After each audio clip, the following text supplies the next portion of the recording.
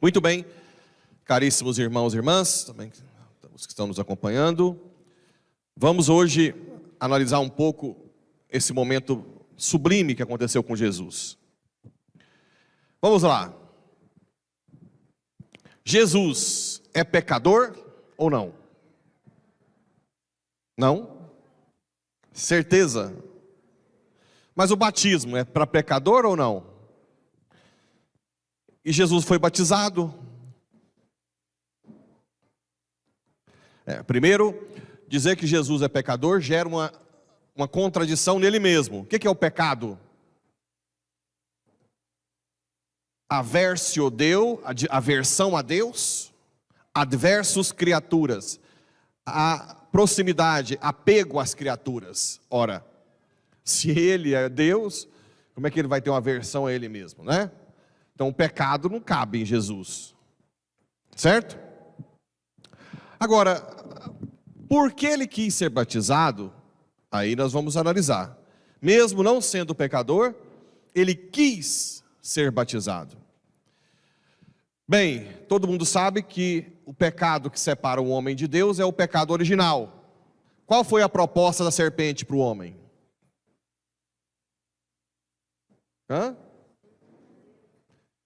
Comas e serás como?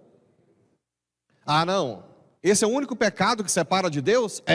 Então também. Vocês acham que é assim? Não. Nós queremos ser Deus o tempo inteiro. O simples fato de autossuficiência, de você decidir suas coisas sem rezar, sem perguntar para Deus o que é o melhor. E eu não estou falando de gente que está longe da igreja. Esses coitados estão mais afastados ainda. Mas tem muita gente que frequenta a igreja, mas no dia a dia vive como se Deus não existisse. Quando tem um problema na empresa ou no trabalho, queima a cabeça, tenta resolver sozinho e não para rezar. Fala, Senhor, o que eu faço nesse momento? Já é sinal de que quer ser Deus. A pessoa que reconhece que depende de Deus para tudo, ela está sempre em oração. Não só na igreja. Deus não é só na igreja. Deus é no dia a dia, na família.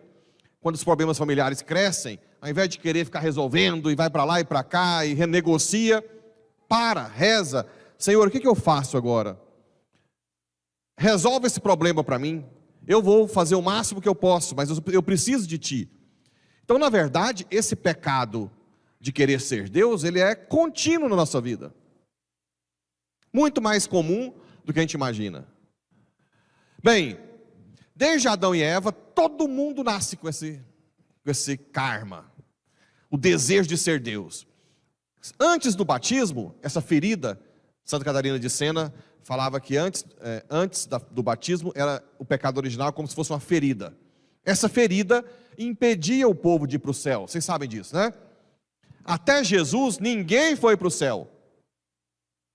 Nem Moisés, nem Elias, ninguém. Só foram depois da vinda de Cristo. Por quê? Com o desejo de ser Deus, rompeu a criatura com o Criador. Não dá para ser. Você não pode estar no céu querendo ser Deus. Bem, como todo mundo nascia com esse pecado original, só tinha uma solução: Deus vir ao mundo. Deus, o Pai manda seu Filho. Ora, ninguém é capaz de sujar Deus, Maria é uma criatura. Ela teria capacidade de sujar Jesus? Não. Ocorreu o contrário. Jesus purificou totalmente Maria. Então Jesus é o Filho de Deus que assume a condição humana para redimir, recapitular toda a criação em Deus. Ele quis nascer de uma mulher, porque em Cristo são quantas naturezas? Quantas? 2. Quantas pessoas? Quantas? Jesus, uma pessoa. 3 é na Trindade, né? Deus são 3 pessoas, mas Jesus é só qual pessoa? Filho. Então a pessoa do Filho encarnou e tomou para si a natureza humana. Então em Jesus as duas naturezas, divina e humana, estão juntas. O que acontecia? Todas as vezes que Jesus entrava em contato com o mundo, aquele contato que entrava pelos sentidos de Jesus, entrava em contato com a natureza divina e era purificado. Por isso ele quis passar por todo o processo humano, desde a gestação, até o parto, amamentação, criança, infância, família. Ele ficou 30 dias na família, 30 anos. 30 anos no meio familiar, santificando a família. Olha como a família é importante. Só que na hora que terminou os 30 anos, antes de começar a vida pública, ele quis ser batizado. Então vamos lá, vamos entender. Já se cumpriu as escrituras com João Batista, a voz que clama no deserto, o novo Elias que deveria vir. Então ele preparava o caminho para o Messias, né? Aplainava os morros e os vales. Como que João Batista fazia isso? Fazendo o batismo de conversão. Converta-te. O machado está colocado à raiz, né? Mudem de vida enquanto podem. Bem, ele foi preparando isso. Até que vem o Messias e entra no Rio Jordão. A primeira coisa que João Batista fez foi: Senhor, mas o Senhor deve me batizar, não eu. Não, faça o que deve fazer. Muito bem. Quando João Batista foi batizar Jesus, o que aconteceu? O céu se abriu. O céu que estava fechado há centenas de anos. Jesus reabriu. Uai, então o batismo é a porta do céu? Sim. Então, olha que coisa bela. Quando Jesus foi batizado, ele mostrou que todos que fossem batizados teriam acesso livre para o céu. O céu se abriu. O que mais aconteceu? O que desceu? A pomba simboliza o quê? O Espírito Santo. Bem, se vocês forem no primeiro capítulo de Gênesis, quando Deus vai criar o mundo, o que fala lá? O Espírito Santo pairava sobre as águas. Pode ir lá ler depois, tá? O Espírito Santo pairava sobre as águas. Ou seja, quando Deus fez a primeira criação, o Espírito pairou sobre as águas. Só que essa criação, que é essa nossa, foi corrompida pelo pecado. Foi colocada na mão do demônio. Quando Jesus foi batizado e a pomba desceu, eu posso dizer que de novo o Espírito pairou sobre as águas? Jesus estava dentro do Rio Jordão, não estava? Se desceu o Espírito Santo, eu posso dizer que o Espírito Santo pairou sobre as águas. Ora, se o Espírito Santo paira sobre as águas, eu posso dizer que está acontecendo o que ali?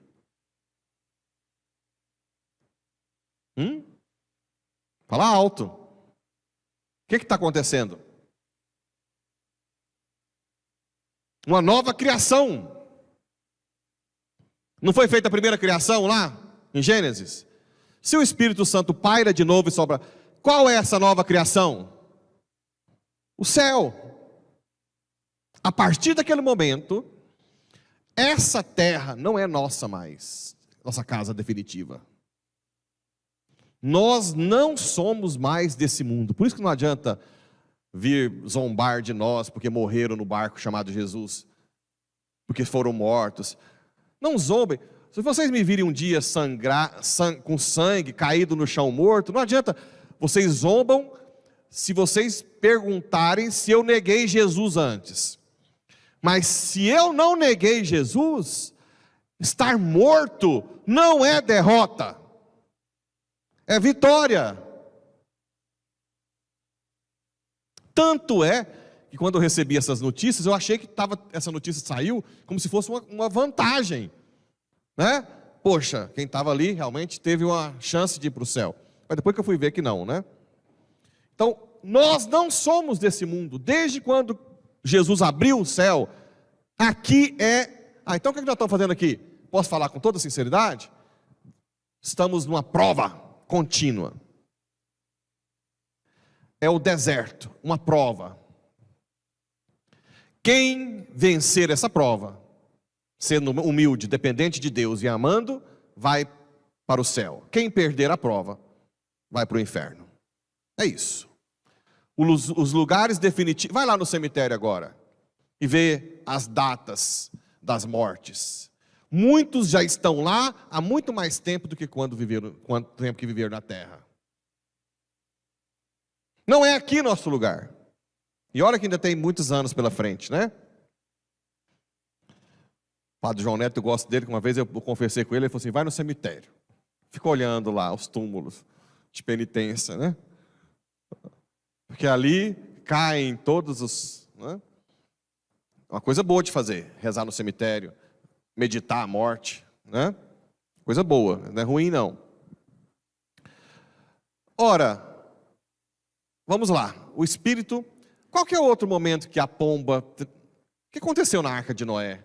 Como é que Noé sabia que tinha terra? A pomba, olha a pomba de novo. E o que a pomba trazia? E esse galho verde simbolizava o quê? Vida. Olha só como... Vocês estão vendo? Vocês conseguem ver que o projeto de salvação de Deus é um quadro pintado num pincel com um cara que é o cara? Dá para ver isso, não? Com todo o povo traindo Deus o tempo inteiro, o projeto de salvação dele se cumpre. Tudo que era preparado no antigo se cumpre em Jesus. É incrível. O fruto que foi proibido da vida eterna, a Isabel que chama o fruto do seu ventre, o fruto que é devolvido, né? Tudo se cumpre. Ele não precisa ter medo, ele é o cara. É o cara, né? Então trouxe... O que mais que aconteceu ali na hora do batismo?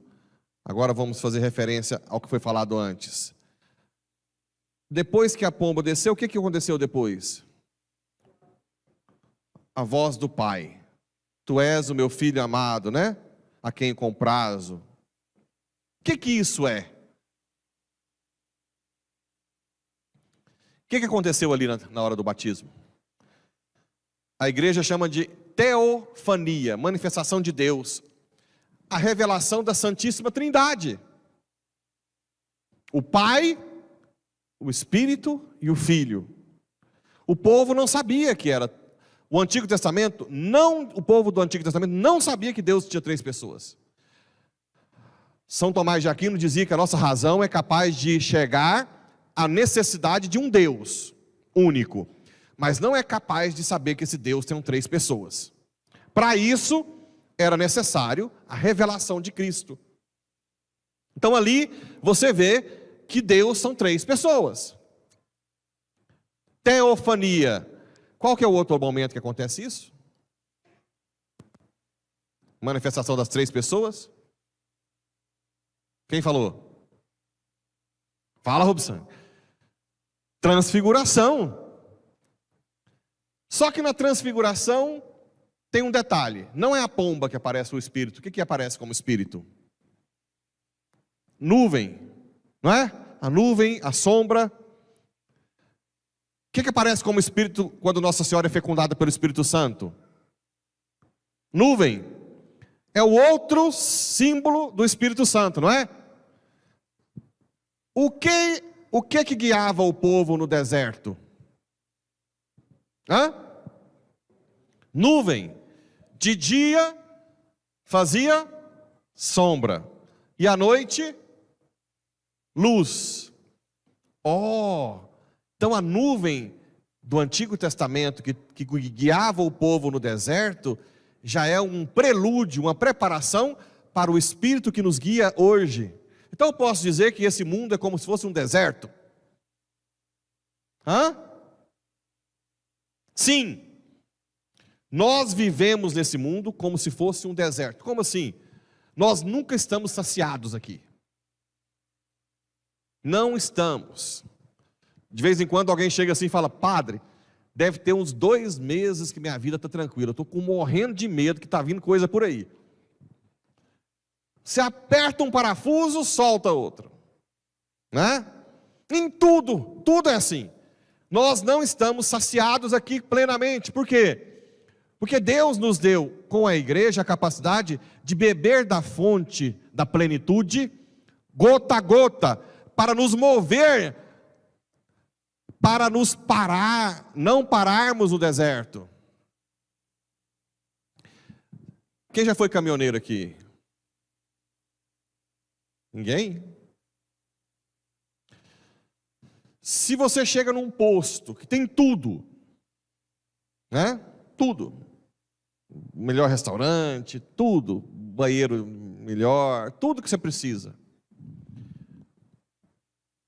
Um bom caminhoneiro fica muito tempo ali ou não? Não. O demônio faz isso conosco o tempo inteiro. Ele faz um oásis no deserto, iludindo que ali vai ser a sua plenitude. E muitas pessoas querem desarmar tudo, a barraca, e ficar ali para sempre. Só que ali vai dando um vazio com o tempo, em tudo, né? A pessoa quer uma casa própria, na hora que termina a casa própria, já olha o marido com a mulher: ei, mais um puxadinho aqui no fundo, hein? Né? Terminou o puxadinho: ei, bem, mas o meu sonho é uma churrasqueira. Vamos fazer uma churrasqueira, né? E o da classe média, que adora uma piscina, faz a piscina em casa, depois de uns 4 meses, só canseira e pagando gente, ninguém entra nessa piscina, e fala: ai meu Deus, agora dá vontade de jogar terra. Compra aquela chácara dos sonhos,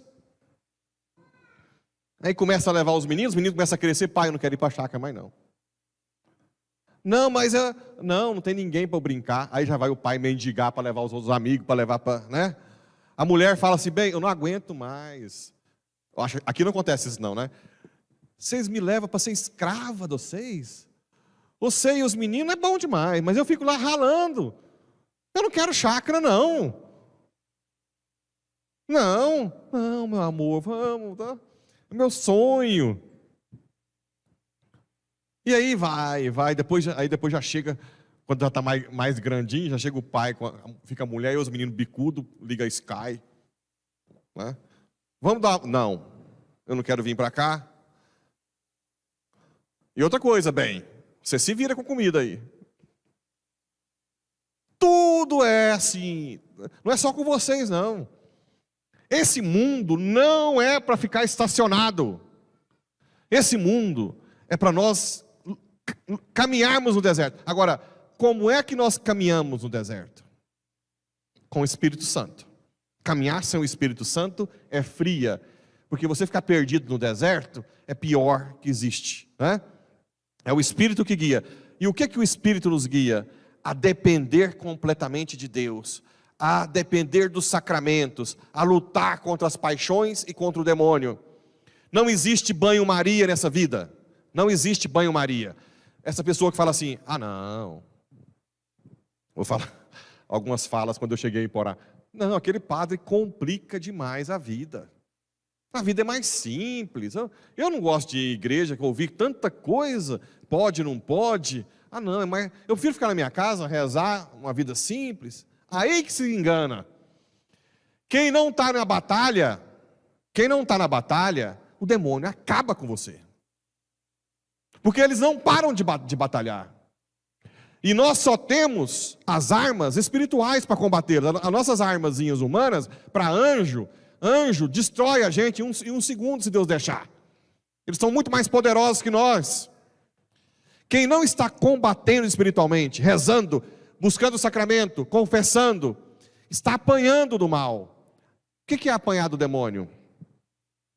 Induzir ao adultério, a esposa ou o esposo, os filhos à droga, briga familiar, doenças, problemas em todos os sentidos, revolta, casamento que não dá certo, nora que faz o filho não ir em casa, genro que briga para a esposa não ir na casa dos pais, e trata a filha como se fosse uma princesa, apaixona por um cara malandro e foge de casa. Inúmeras formas que o demônio faz. Aí depois vem os cacos aqui e fala para mim: padre, eu não sei porque aconteceu tudo isso na minha vida, porque nós somos pessoas boas, trabalhadoras, né? Nós nunca fomos desonestos. Aí eu vou perguntar: mas tudo bem, mas vocês iam à missa aos domingos? Não. Rezava o terço? Não. Rezava junto? Não. Confessava? Não. Fala: minha filha, sinto muito. Agora é recolher os cacos e ver o que sobrou e tentar fazer o que faz daqui para frente, porque depois a situação já está tão bagunçada, né? Então, a batalha espiritual no deserto, ela é obrigatória para todo batizado. Obrigatória. Quando a voz diz: tu és filho, meu filho amado, quer dizer que nós, quando somos batizados, somos filhos, nos tornamos filhos. Mas o que aconteceu depois que Jesus foi batizado? Ele não voltou mais para casa fácil, né? Começou 3 anos de batalha, perseguido, injuriado, falando a verdade, fazendo os fariseus e os saduceus morderem na língua. 3 anos. A batalha. Chegou o momento, o batizado tem que ir para a batalha. E nós temos também a crisma, né? Que dá o reforço para as armas, para nós combatermos espiritualmente. E culminou na morte. O batizado não deve temer a morte. Não sei se foi ontem ou anteontem. Estava meio desanimado. De vez em quando a gente fica desanimadinho, né? Todo mundo é assim. Falei para Deus, eu estava na capela lá, falei: Jesus, que épocazinha que você foi me pôr, né? Nossa Senhora, dá até desânimo. Tanta mentira, tanta coisa difícil. O óbvio, você tem que ficar provando o óbvio. Cansa, né? Toda a cadeira é branca. É branca para você. Cadeira é branca. Chega num ponto que você fala: meu Deus do céu, cansa. Cansa, né? Aí eu falei: fala comigo, Senhor. Eu peguei lá, rezei, meditei, peguei uma passagenzinha que estava lá de um livrinho que eu tenho. Estava lá assim: se você quiser renunciar à coroa, depende de ti. Mas se quiser ainda recebê-la, lute e prepara-te para sofrer com paciência. Aí, o rabinho entre as pernas. Aqueles cachorrinhos que fazem alguma coisa errada, como é que eles ficam, né? Com a cabecinha no chão e banando o rabo. Então eu já pus a cabecinha lá em casa tem um banco igual de igreja. Fiquei banando o rabinho, olhando para ele, né? E aí eu falei: Senhor, eu não quero renunciar a essa coroa, mas me dá força para ser fiel até a morte, né? Não tem como recuar mais. Não voltem atrás. Não voltem atrás. Vocês batizados são a esperança da igreja. Eu acho e tenho certeza. Quem vai salvar essa barca são os leigos. Porque nós aqui já estamos poucos. E os poucos que tem ainda está difícil. Os leigos vão salvar essa igreja. Nós confiamos em vocês. Rezando. Para o padre não cair. Para o padre não, tá? E não precisa ter dó do padre, não. Tenha medo do padre renegar a fé, apostasiar. Mas se o padre está indo para frente, reza e fala: vá, Senhor. E rezem entre vocês, para que nós nunca, jamais renunciemos a Jesus. Assim seja.